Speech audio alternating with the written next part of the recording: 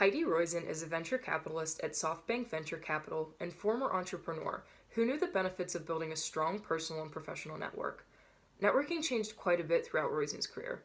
It started as a means for her to land a job out of college and ended up becoming the focal point of many of her positions. Let's take a look at how networking changed throughout her career and focus on the strengths at each point in time. The first signs of her success in networking were noticeable at her first job. After graduating from Stanford, she became interested in a position at the technology company Tandem as the editor of their internal newsletter. Roizen's friend put her in contact with the hiring manager, and she was able to use her outgoing and likable personality to her advantage, and was eventually offered the job. This was one of the first instances in which Roizen used her networking skills to her advantage, and this skill set would prove to be beneficial throughout her career. While working at Tandem, Roizen was brought into monthly meetings with top management, which gave her the opportunity to build her reputation among the CEO and other members of top management. She used this opportunity as a means to display her performance and skills, and started to develop her professional relationships. These relationships were some of the building blocks for her successful network. After obtaining her MBA, Roizen co-founded a spreadsheet company called Teammaker. Roizen knew that building relationships could help her achieve her goals. For example, in order to build awareness of her company, she used her networking skills to encourage members of the press to review her product in their publications. At this point in time, it was Roizen's goal to build up her reputation and her network in order to influence others. Roizen even joined the board and eventually became president of a well-known software association that tended to the issues of the industry. Here, she was able to meet industry leaders and made a name for herself through this exposure. Her networking didn't stop there.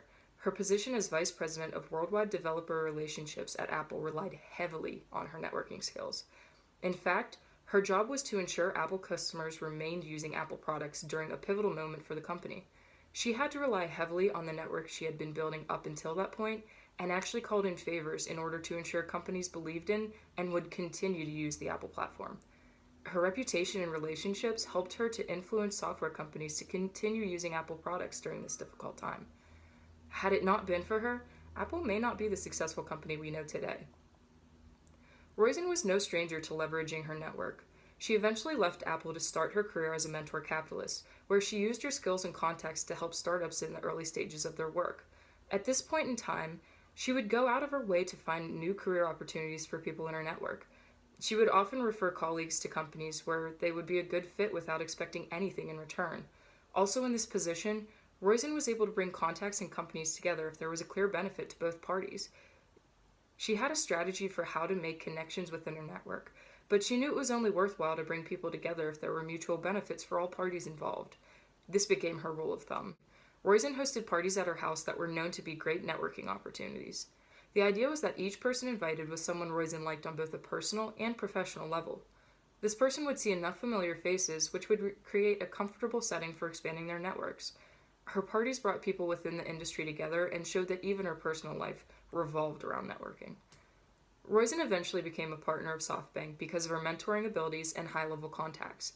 She knew how to deal with people at all levels, from the CEO all the way down to entry-level workers. She connected with people and understood the importance of maintaining good relationships. In fact, during her time with SoftBank, she was in charge of determining whether or not to follow through with new investment plans. At this time, she received an average of 10 detailed plans per day. While it would be easy for her to simply ignore rejected offers, Roizen took the time to respond to every plan in order to maintain good relationships. Networking has always been an important aspect of her career, but some aspects did change. Where Roizen used to help people in her network find new career opportunities that would best suit them, she now tended to keep them for her own company. She knew the importance of good, hardworking people in the industry, and it was much more likely that she'd be a bit selfish and keep those skilled employees for her own company rather than pass them along to someone else. The article How to Build Your Network explains that the best connections are made through high-stakes activities that bring together people of differing views, rather than casual interactions with others of the same views. It goes on to say that trust, the exchange of private information, and access to each other's skills are ways to build a strong network. This is exemplified within Roizen's career at Apple, which required her to influence people within her network. Apple was going through a difficult time, and she had to ensure Apple users kept using her products. She wouldn't have been able to do something like that if she hadn't built up her reputation of having power and influence in the software industry. According to Grant's book, Give and Take, Givers strive to be generous in sharing their time, energy, knowledge, skills, ideas, and connections with other people who can benefit from them. Roizen can absolutely be seen as a giver.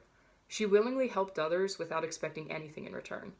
She demonstrated this quality when she helped people in her network find new career opportunities, and when she responded to every investment plan that was submitted to her at SoftBank.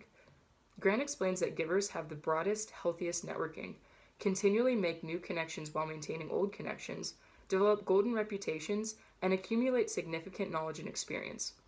Roizen was a reputable source for industry knowledge, was willing to share that knowledge, and was described as the nucleus of her network. Roizen's collaborative effort, selflessness, and willingness to share her knowledge makes her an other-focused individual and gives her the power to have an impact on others. Consistency is a networking topic mentioned in the article Harnessing the Science of Persuasion, as well as by Roizen herself. The prior states that ensuring people align with commitments is necessary, and that active, public, and voluntary commitments are most likely to be kept. Commitment goes hand in hand with dedication, and if one cannot maintain a commitment, it reflects poorly. As Roizen said, consistent actions are necessary in the business world. It is difficult to maintain relationships with people who show inconsistency. Therefore, relationships built on performance and consistency are more likely to remain strong throughout their lifetime. One cannot become influential and powerful if they cannot even keep their commitments in line. Roizen consistently contributed her time and experiences to others, whether it was by helping friends find new jobs or directly in the work she was doing, like that as a mentor capitalist. Time and time again, Roizen found herself developing relationships with smart, interesting individuals, and oddly enough, she basically made a career out of it. There's something to be said for consistently maintaining good connections, and Heidi Roizen is an embodiment of the success of individuals who understand the importance of networking.